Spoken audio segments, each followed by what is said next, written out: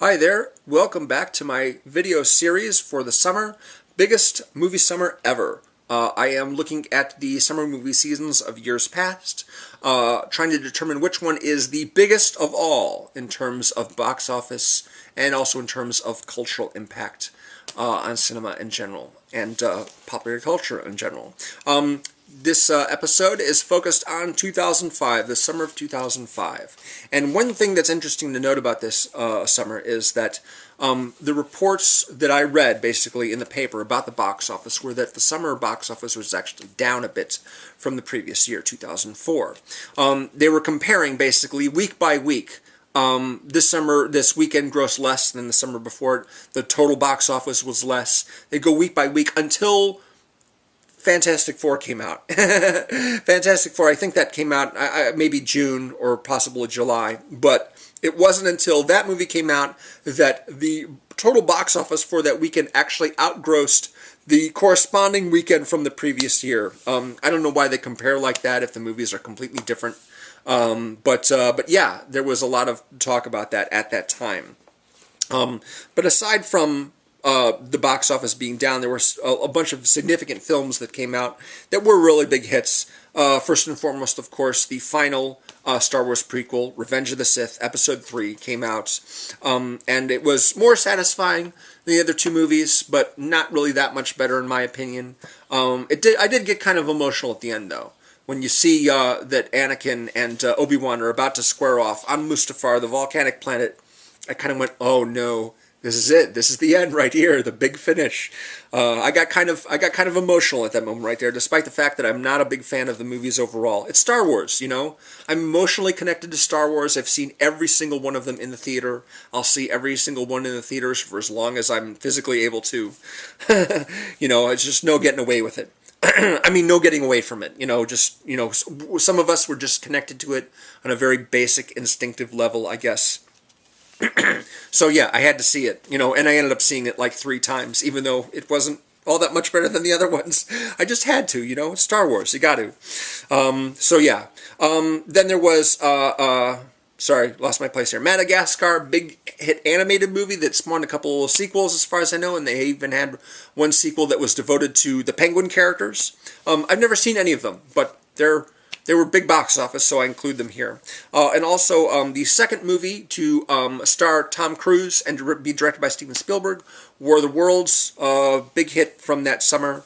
One that I didn't like as much as Minority Report. There were some problems with the script, really, but some great set pieces. Spielberg directs the shit out of that stuff, man. He's amazing, just amazing. And I could say the exact same thing about Ready Player One. Didn't really dig the movie overall, but man, some of those set pieces were great. Spielberg just kills it in those things, in those circumstances. So, a few other 2005 noteworthy summer movies. 40-Year-Old Virgin, Judd Apatow makes the transition from television to feature films. He directed this one. He's produced a lot of others. My favorite probably being Superbad and Forgetting Sarah Marshall. He didn't direct those, but he produced them. This one was the one that started it. Steve Carell as the main character. Andy, I guess his name is, trying to finally get laid after, you know, however many years of not getting laid and having an awkward time of it. Steve Carell, you know, one of the kings of awkward comedy, along with Ben Stiller, I think.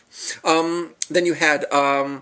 and Mrs. Smith, a notorious movie because that is the one that Brad Pitt and Angelina Jolie met on while he was still with Jennifer Aniston.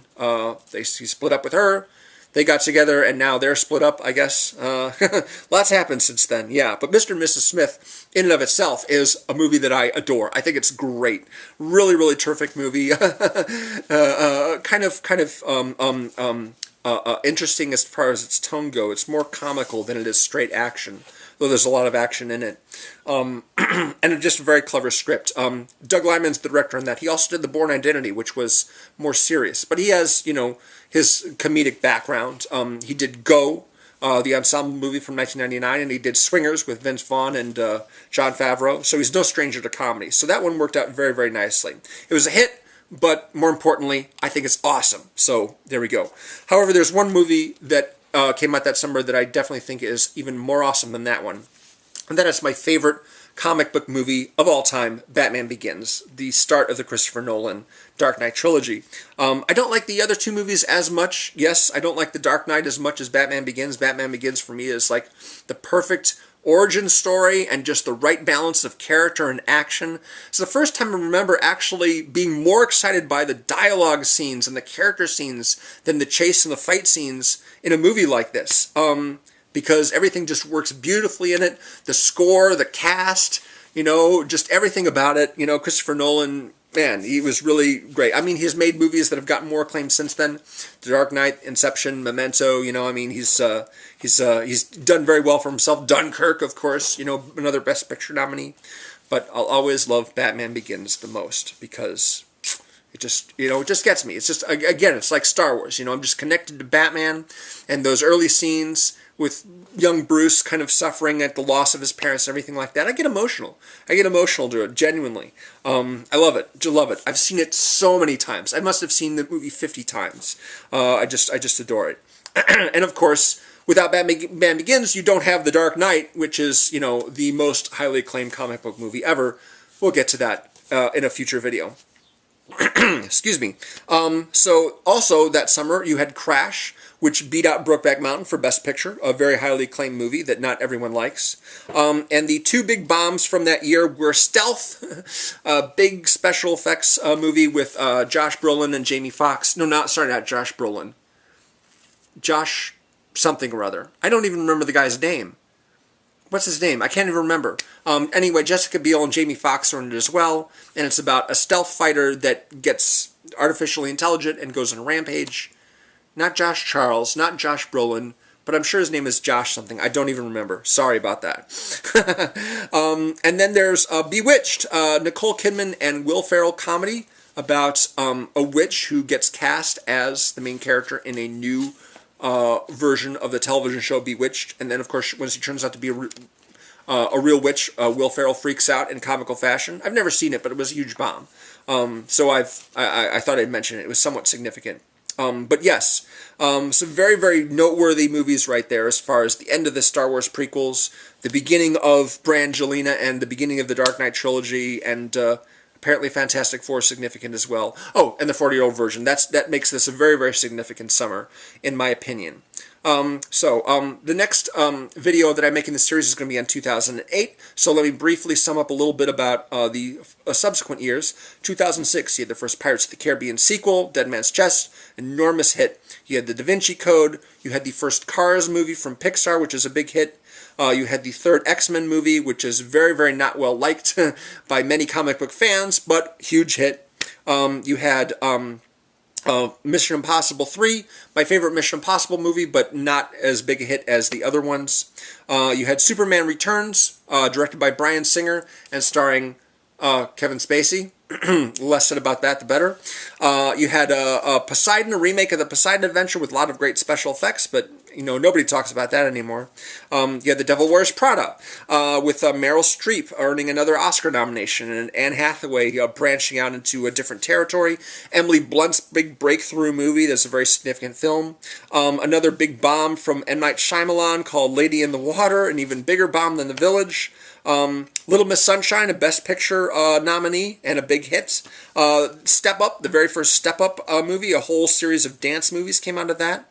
You had not one but two 9/11 movies, September 11 movies that came out that summer. United 93, directed by Paul Greengrass, and World Trade Center, directed by Oliver Stone. You had Snakes on a Plane, which was got a lot of internet notoriety while it was being made, and then it came out and no one really cared anymore. You had another big special effects bomb called My Super Ex-Girlfriend, which is a movie that I really found appealing, but kind of was on board with the fact that other people weren't all that excited about it. Uma Thurman and Luke Wilson are the main characters. He's a regular guy. He starts dating this woman. She turns out to be a superhero, and when he tries to break up with her, she causes him a lot of havoc. And then there's the start of Lindsay Lohan's downfall, I think. Lindsay Lohan had made Mean Girls the previous year, So she was, hot stuff. And then she made a movie called Just My Luck the next year, which was a complete bomb. And the year after that, 2007, of course, she was in I Know Who Killed Me. And, she was already looking like, she had suffered like 20 years of struggling with addiction at that point, after only like 2 years of being in the spotlight. 2 or 3 years.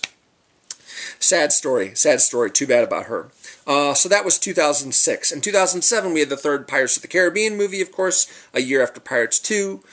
We had Harry Potter and the Order of the Phoenix, my personal favorite Harry Potter movie, and of course a huge hit, Spider-Man 3, directed by Sam Raimi, and again starring Tobey Maguire and Kirsten Dunst. Not as well liked as the other two, but major box office. You had Thomas Hayden Church as Sandman, and Topher Grace as Venom, and hopefully the new Tom Hardy Venom movie will erase our collective memory of Topher Grace as Venom, Eddie Brock. The first Transformers movie came out. Oddly enough, that movie wasn't in the top 3 box office hits for the summer, but it launched a franchise that is now 5 films and counting, and it's going to have a spin-off coming out later this year, I think, called Bumblebee. I think it's later this year. Which probably will be better than any of the Transformers movies that have come out so far, because they are all terrible. All of them. They're all really, really bad. Knocked Up, another Judd Apatow comedy with Seth Rogen and Katherine Heigl. Kind of notorious, but also well-liked and a big hit. You had Superbad, of course. Superbad, another Judd Apatow-produced movie, which I absolutely love. Michael Cera and Jonah Hill as the main character, a couple of high school students looking to focus on getting a couple of girlfriends before school ends, so they have girlfriends for the summer before they go off to college. And of course, the big breakthrough movie for Emma Stone. I just knew that she was going to be amazing in many, many movies to come after seeing her in that movie. Just like that one right there. She is awesome, yeah. And Martha McIsaac. Martha McIsaac was the girl who Michael Cera was interested in, and I haven't seen anything with her since then. It's very, very weird. No Martha McIsaac movies anywhere. Maybe she just stopped acting. I have no idea. I should do a little research on that. Die Hard 4, the Die Hard series finally came out. Excuse me, there's a little housefly there, or gnat or something, a flea. Die Hard had been gone for like 12 years. The previous installment come out in like 1995. So yeah, 12 years later, Die Hard 4 kindly comes out. In the States, it was called Live Free or Die Hard. Not a bad movie, but not that great either. Justin Long providing some good comic relief. Timothy Olyphant is the villain. I thought that Timothy Olyphant should have been cast as Bruce Wayne in the new DC movies as Batman. Sorry, that was redundant. Instead of Ben Affleck, I thought he would have been a little bit more suitable. But whatever, nothing you can do about that now. It's just speculation. Some big bombs included The Invasion, starring Nicole Kidman, a remake of Invasion of the Body Snatchers that went through a huge problems and had to be reshot significantly. And the biggest bomb that summer was Evan Almighty, kind of a sequel to Bruce Almighty with Jim Carrey, only they're focused on the supporting character played by Michael Scott. What's his name? His name is not Michael Scott. That's his character from The Office. Come on, I just talked about this guy. What's his name? Steve Carell. Sorry. Steve Carell's basically filling in for Noah. There's going to be a new flood, and he is in charge of building the ship and putting all the animals on it. I don't know why God, Morgan Freeman, would destroy the world again and flood it, but apparently he did in this movie, and he needed Evan, Steve Carell, to save the animals on a huge ship just like last time. Notorious bomb. Huge, enormous, expensive bomb. Too bad, really. So that's 2007 in a nutshell. And the next video, of course, like I said, will be 2008, which I think is probably the strongest contender of all these movies I'm talking about for the biggest movie summer ever. 2008. Massive year. Massive summer for movies. Thank you very much for watching. Below in the description you will find, of course, the link to my Facebook page, on my CineRam Facebook page, and of course the link to the playlist where you can see all the other videos in this series if you are so inclined. Thank you again for watching. Appreciate you being patient with me, putting these videos out at a rather slow rate. I'll see you again real soon. Take it easy.